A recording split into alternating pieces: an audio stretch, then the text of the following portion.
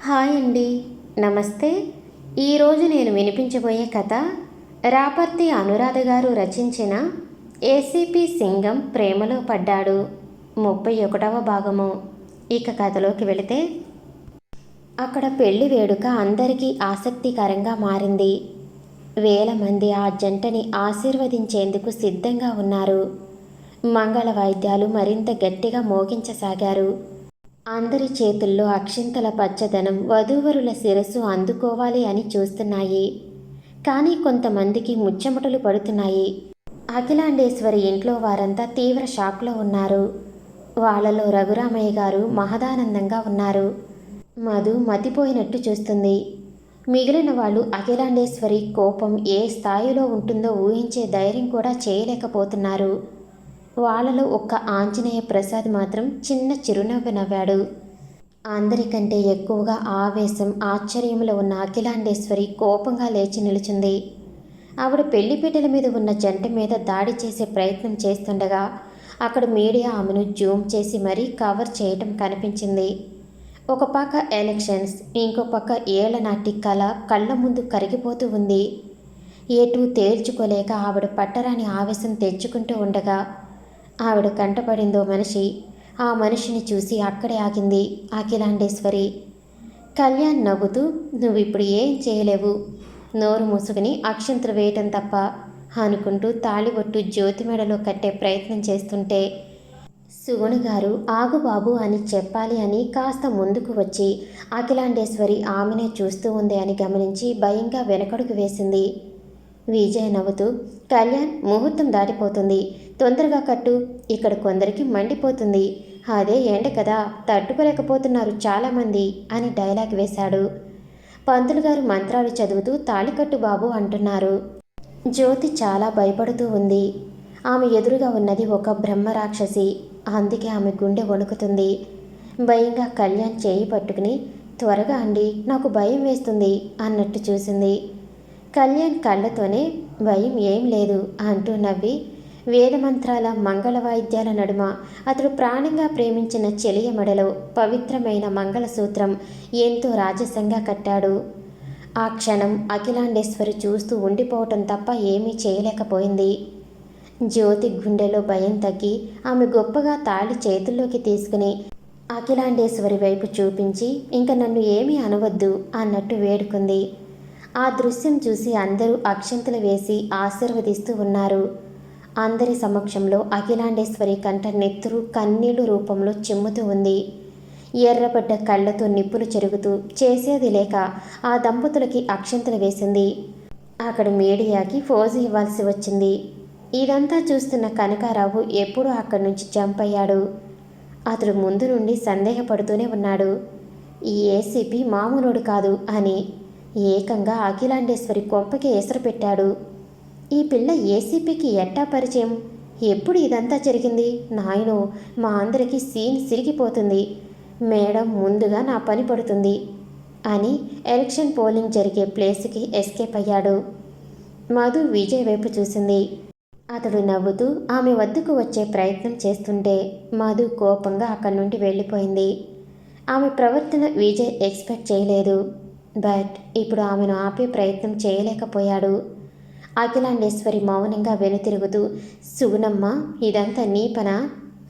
నీ కొడుకు నా ఇంటికి అల్లుడా అని ఒక విషపు నవ్వు నవ్వి, గతం గురించి భయం లేకుండా ఇంతటి సాహసం చేశావా అంటూ అక్కడి నుండి వెళ్ళిపోయే ప్రయత్నం చేస్తుంటే కళ్యాణ్ ఆవిడను పిలిచి, ఒక్క నిమిషం అత్తగారు అని గొంతు సరిచేసుకుని, అదే మేడం గారు, నా భార్య ఎలా ఉందో చెప్పలేదు చూసారా, ఆమె ఒంటిని బంగారంతో నింపాను, ఇంకా మరెంతో బంగారం ఆమె కోసం సిద్ధంగా ఉంది, అందులో మీరిచ్చిన నెక్లెస్ కూడా ఉంది, చూస్తుంటే బంగారు బొమ్మకి మరింత బంగారం పోతపోసినట్టు ఉంది కదూ అని ఆవిడ జ్యోతి కాళ్ళకి బంగారం ఉండటం ఇష్టపడలేదు. ఇప్పుడు ఒళ్ళంతా బంగారం చేశాను చూసుకో అంటున్నాడు అని అర్థం చేసుకుని ప్రజా సమక్షంలో ఎలాంటి రియాక్షన్ ఇవ్వలేక, అవును బంగారం, నిజంగా బంగారమే, బాగుంది, నేను మిమ్మల్ని మళ్ళీ కలుస్తాను అంటూ అక్కడి నుండి కదిలింది. రఘురామయ్య కళ్ళతోనే జ్యోతి కళ్యాణ్ని ఆశీర్వదించి వెనుతిరిగారు. మిగిలిన వాళ్ళు మెదలకుండా అక్కడి నుండి వెళ్ళిపోతూ ఉండగా ఆంజనేయ ప్రసాద్ కళ్యాణ్ వంక చూసి నవ్వాడు. కళ్యాణ్ కూడా అతన్ని చూసి నవ్వాడు. ఆ జంటను చూసి నిప్పులు చిమ్ముకుంటూ ఉండేవాళ్ళు వెళ్ళిపోయారు. అలా అని ఆట అయిపోయిందని కాదు, ఇప్పుడే మొదలైంది, అందాక విశ్రాంతి. అక్కడికి వచ్చిన సీఎం గారు ఇంకా కొందరు విఐపి ప్రముఖులు, పోలీస్ ఆఫీసర్స్ అందరూ కళ్యాణ్ జంటని మనస్ఫూర్తిగా ఆశీర్వదించారు. విజయేంద్ర ప్రసాద్ గారు చాలా సంతోషంగా కళ్యాణ్ జ్యోతిని విష్ చేసి వెళ్లారు. మీడియా అతి వివాహ వేడుకను అంగరంగ వైభవంగా జరుపుకోవటం లైవ్ కవరేజ్ చేశారు. ఆ వేడుకలో సెల్వ కళ్యాణ్ చేసుకున్న ఆ అమ్మాయిని చూశాడు. ఆమె ఎవరో ఏంటో కళ్యాణ్ నోటితో చెప్పడం విన్నాడు. వాళ్ళ పేర్లు ఎక్కడో విన్నట్టు ఉండేసరికి ఆ విషయం అరెస్ట్ అయ్యి సెల్లో ఉన్న విఆర్కి చెప్పాడు. అంతే. కటకటాల బందీగా ఉన్న విఆర్ ఆనందం ఆవేశం కలగలిపి గట్టిగా నవ్వుతూ, వారెవా సూపర్ గేమ్ ఆడుతున్నాడు ఏసీపీ. అటు అఖిలాండేశ్వరి, ఇటు వెంకటరత్నం ఇద్దరిని ఒకేసారి దెబ్బ కొట్టాడు. ఆ జ్యోతి వాడికి పెళ్ళామయ్యింది అంటే అఖిలాండేశ్వరికి వాడు అల్లుడయ్యాడా? నాకు కొడుకు అన్నమాట. బంధుత్వం భలే కలిపాడు. ఒక్కసారి నేను ఈ సెల్ నుండి బయటికి రావాలి, చెప్తా వాడి సంగతి అంటూ అరుస్తుంటే సెల్వ విషయం తెలుసుకుని, రేపటికల్లా నీకు బెయిల్ వచ్చేలా ఏర్పాటు చేశాను, ఈ ఒక్కరోజు ఓపిక పట్టు విఆర్ అంటూ రిక్వెస్ట్ చేసి వెళ్ళాడు. సుగుణ్ గారు ఇంకా విజయ్ పేరెంట్స్ ఆ అమ్మాయిని చూస్తూ ఉన్నారు. అసలు విషయం ఏమిటి అన్నది విజయ్ తల్లిదండ్రికి తెలియదు. అందుకే వాళ్ళు కళ్యాణ్ అందమైన అమ్మాయిని పెళ్లి చేసుకున్నాడు అంటున్నారు. కానీ సుగుణ్ గారు మనసులో అనుకుంటున్నారు, కాదు, ఆపాయాన్ని పెళ్లి చేసుకున్నాడు.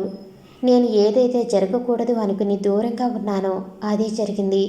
వద్దు అనుకున్న గతం నా నట్టింట్లో కోడలి రూపంలో అడుగు పెట్టబోతుంది. ఇప్పుడు ఏం చేయాలి?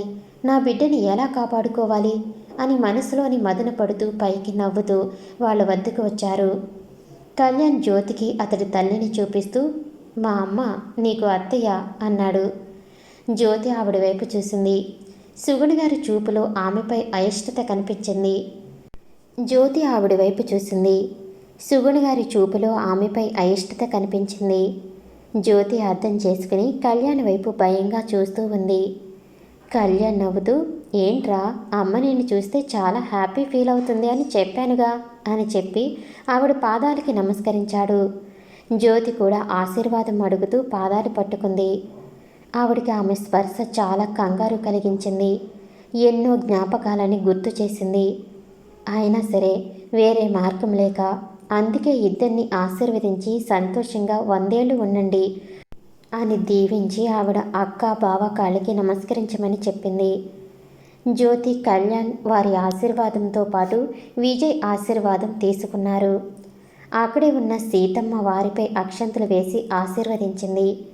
ఇప్పుడు ఆవిడ ఆ ఇంట్లో ఒక సభ్యురాలు అయ్యింది. మిన్ని అన్ని విషయాలు ఆవిడ చూసుకోవాలి అని కళ్యాణ్ ఆజ్ఞ వేశాడు. ఎవరూ లేని ఆవిడకు మిన్ని కన్న కూతురులా లభించింది. అందుకే సంతోషంగా ఒప్పుకుంది. వేడుక ముగిసింది.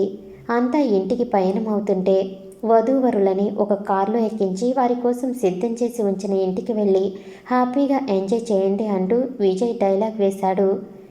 సుగుణ్ గారి అక్క కలుగు చేసుకుని, అంతకంటే ముందు మన ఇంట్లో అడుగుపెట్టి పూజ గదిలో ఆ అమ్మాయి జ్యోతి వెలిగించాలి, అప్పుడే సాంప్రదాయం ప్రకారం అంతా శుభంగా ఉంటుంది అని చెప్పి ఇంటికే వెళదామన్నారు. సుగుణ్ గారు కారు ఎక్కిన జంటని ఒకసారి కిందకి దిగమని, ముందుగా మన కులదైవం నరసింహస్వామి వారిని దర్శనం చేసుకుని వెళదాం, మనసు కుదుట పడుతుంది అని చెప్పి తీసుకువెళ్లారు. అంతా నరసింహస్వామి దర్శనం చేసుకున్నారు. జ్యోతి ఆ దేవుణ్ణి వేడుకుంటూ ఉంది.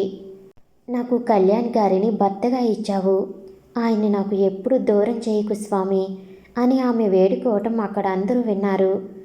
కళ్యాణ్ జ్యోతి ప్రేమ అర్థం చేసుకుని ఆ దేవుణ్ణి వేడుకుంటూ అంటున్నాడు, నా మిన్ని నా ప్రాణం, ఆమె నాకు దూరం అవ్వటం అంటే నా దేహం నుండి ప్రాణం దూరం అయినట్టే, ఎప్పటికీ నా మిన్ని నాకు దూరం కానివ్వకు అని వేడుకుని దండం పెట్టుకున్నాడు.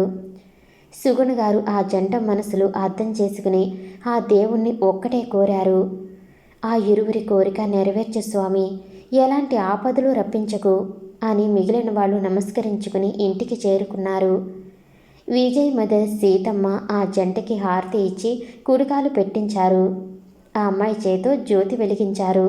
సుగుణ్ గారి గుండె భయంగా కొట్టుకుంటూ ఉంది.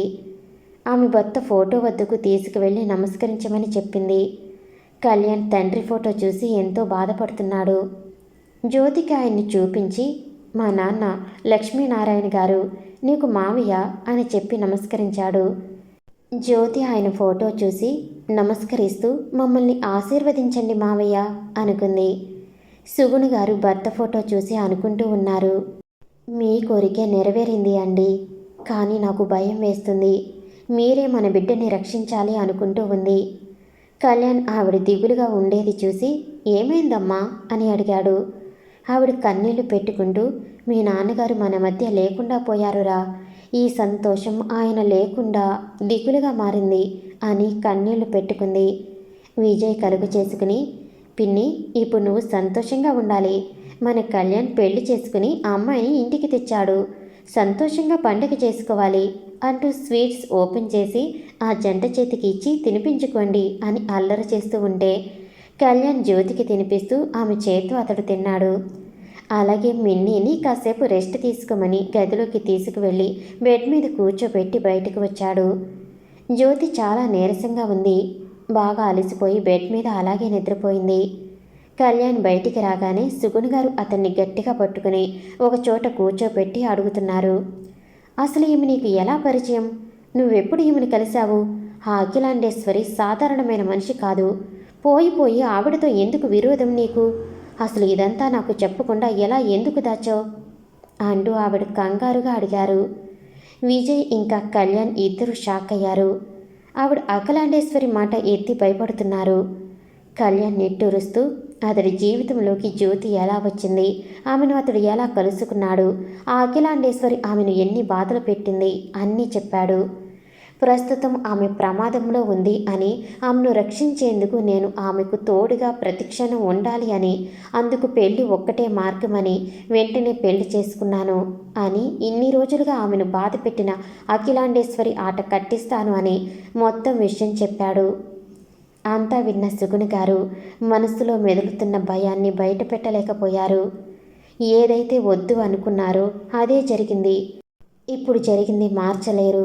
జరగాల్సింది ఆలోచించి కళ్యాణ్కి అఖిలాండేశ్వరికి మధ్య ఆవిడ అడ్డుగోడ కావాలి అని ఆలోచిస్తూ తాను అఖిలాండేశ్వరిని కలవాలి అని నిర్ణయం తీసుకుంది. కళ్యాణ్ తల్లివైపు చూసి, అమ్మా, నీకు మిన్ని నచ్చలేదా? నేనేమైనా తప్పు చేశానా అని అడిగాడు. ఆవిడ దిగులుగా చూస్తూ, ఇప్పుడు అడిగి ఎలాంటి ప్రయోజనం లేదు, అడగాల్సిన సమయంలో అడిగి ఉంటే బాగుండు అని మాట జారి కవర్ చేసుకుంటూ, ఏంటి కళ్యాణ్ కంగారు పడ్డావా? సరదాగా అన్నాను. ఆ అమ్మాయి చాలా బాగుంది. లక్ష్మీనారాయణ గారి అబ్బాయి ఎప్పుడూ తప్పు చేయడు, నాకు తెలుసు అని అతన్ని మెచ్చుకుంది. అంతా సంతోషపడ్డారు. ప్రస్తుతం కళ్యాణ్ జ్యోతి కొత్త ఇంట్లో ఉండాలి అనేది విజయ్ ఆర్డర్. ఆ ఇంట్లో వాళ్ళకి తోడుగా సీతమ్మ ఇంటి చుట్టుపక్కల ఫుల్ సెక్యూరిటీ సిబ్బంది అన్నిటినీ ముందుగానే సిద్ధం చేసి ఉంచాడు. కళ్యాణ్కి సిగ్నల్ ఇస్తూ ఇంక చాలు న్యూ కపుల్ ఎస్కేప్ అవ్వండి అంటూ సైగ చేశాడు. కళ్యాణ్ నవ్వుతూ అమ్మ వైపు చూశాడు. ఆవిడ నవ్వుతూ, కొన్నాళ్ళు మీరు అన్నయ్య చెప్పిన ఇంట్లో ఉండటమే మంచిది, ఇంక బయలుదేరండి అంటూ ఉంటే సీతమ్మ, మిన్నీ పాప అంటూ ఆమెను పిలిచే ప్రయత్నం చేస్తున్నారు.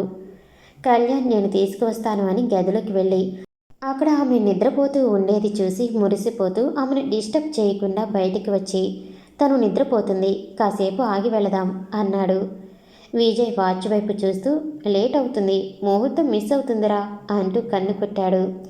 కళ్యాణ్ అర్థం కానట్టు చూస్తూ, ఇంకేం ముహూర్తం, అంతా అయిపోయింది, ఇక మిగిలింది మిన్నిని బాగా చదివించడం, లోకం తెలిసేలా చేయటం అంతే, అందుకు తొందరం లేదు అని అంటుంటే విజయ్ మరింత ఇబ్బందిగా చూస్తూ, అందుకు తొందర లేదు కానీ ఇంకో విషయం ఉంది, దానికి తొందరపడాలి అంటూ డైలాగ్ వేస్తూ కళ్యాణ్ సీరియస్గా చూసేసరికి సైలెంట్ అయ్యాడు. సుగుణ గారికి కొడుకు ప్రవర్తన మరింత కంగారు కలిగించింది.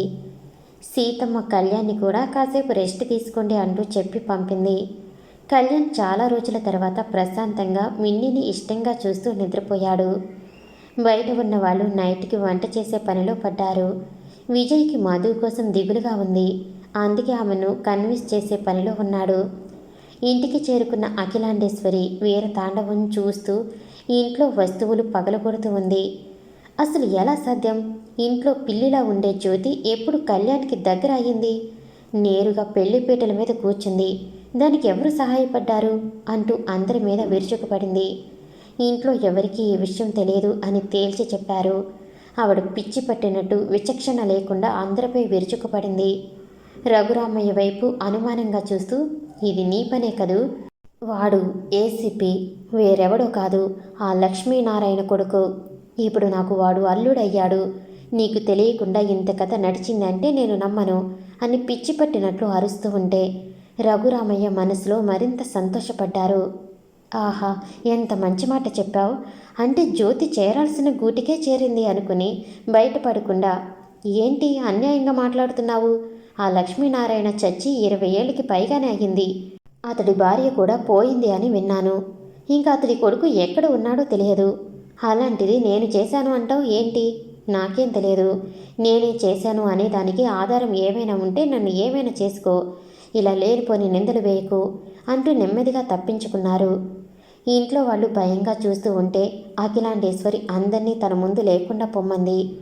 కనకారావు భయంగా చూస్తూ ఉంటే అతన్ని సీసీ కెమెరా వివరాలు తీసుకురా అని అరిచింది. అతడు భయంగా వీడియో వివరాలు చూపిస్తూ గత 3 రోజులుగా సీసీ పనిచేయటం లేదు అని చెప్పాడు. ఆవిడ అతడి 2 చెంపలు వాయించి జ్యోతి ఉండే గదికి వెళ్ళి ఆ డోర్ కాలితో తన్ని అక్కడ అంతా చిందరవందర చేస్తూ దేవుడి ఫోటో వెనుక ఉన్న చాక్లెట్ కవర్ ఇంకా కళ్యాణ్ విజిటింగ్ కార్డ్ చూసింది. ఆవిడ రగిలిపోతూ ఆ ఏసీపీ జ్యోతిని ట్రాప్ చేసి వలలో వేసుకున్నాడు. అంతా ప్లాన్డ్గా చేశాడు. కళ్యాణ్, నిన్ను విడిచిపెట్టను అంటూ ఆవేశంగా జగన్నాథంకి ఫోన్ చేసి విషయం చెప్పింది. అతడు వస్తున్నా, మనం కలిసి ఏం చేయాలి అన్నది ప్లాన్ చేద్దాం అని చెప్పి ఆవిడ్ని కలిసే పనిలో పడ్డాడు. మరోవైపు ఎలక్షన్ హడావిడి పూర్తి అయింది. ఇంకో వారంలో రిజల్ట్ రిలీజ్ అవుతుంది. ఆలోగా ఆవిడ కళ్యాణ్ కొట్టిన షాక్కి దిమ్మెత్తిపోయి ఉండాల్సిందే. నిద్రపోతున్న జ్యోతి ఉలిక్కిపడింది. కళ్యాణ్ కోసం వెతికింది. అతడు ఆమెకు కాస్త దూరంగా నిద్రపోతూ కనిపించాడు. ఆమె అమ్మయ్య అనుకుని అతడు ఎదురుగా వెళ్ళి కూర్చుని అతన్ని ఇష్టంగా చూస్తూ ఉంది. కళ్యాణ్ ఆమె మేలుకుంది అని గమనించి అతడు లేచి కూర్చున్నాడు. ఆమె నవ్వుతూ అడిగింది, ఎందుకు లేచారు? నిద్రపోండి అని అతడు ఆమెను దగ్గరకు తీసుకుని, నువ్వు లేచావుగా, అందుకే నాకు మెలకు వచ్చింది. సరే, ఇంక వెళదామా అన్నాడు. ఆమె అర్థం కానట్టు ఎక్కడికి అని అడిగింది. కళ్యాణ్ నవ్వుతూ, నిన్ను ముందుగా తీసుకువచ్చిన ఇంటికి, అక్కడే నీకు సెక్యూరిటీ అంటూ చేయి పట్టుకుని కదిలాడు. ఆమె అర్థం కానట్టు అతడి వెనకే కదిలింది. బయట అంతా వాళ్ళ కోసం డిన్నర్ సిద్ధం చేశారు. కళ్యాణ్ అలాంటివి ఇప్పుడు వద్దు అని, సమయం లేదు, వెంటనే వెళ్ళాలి అన్నాడు. విజయ్ నవ్వుతూ దారిలోకి వచ్చాడు అనుకున్నాడు. సీతమ్మ సిద్ధంగా ఉన్నాను అని నిలిచింది. సుగుణుగారు మనసులో భయపడుతూనే బయటకు నెమ్మదిగా ఉంటూ, సరే జాగ్రత్త బాబు, మీరు ఎప్పటికప్పుడు నాతో మాట్లాడుతూ ఉండాలి, లేదంటే నాకు శాంతి ఉండదు అని పంపింది. ఆ ముగ్గురు కారులో కదిలారు. కళ్యాణ్ ఆమెను తన ఇంట్లో ఉంచడం మంచిది కాదు అనే ప్రత్యేక భవనం తీసుకున్నాడు. ఇప్పుడు వాళ్ళు అక్కడికి చేరుకున్నారు. సీతమ్మ నిమిషాల్లో ఫుడ్ సిద్ధం చేస్తున్నారు.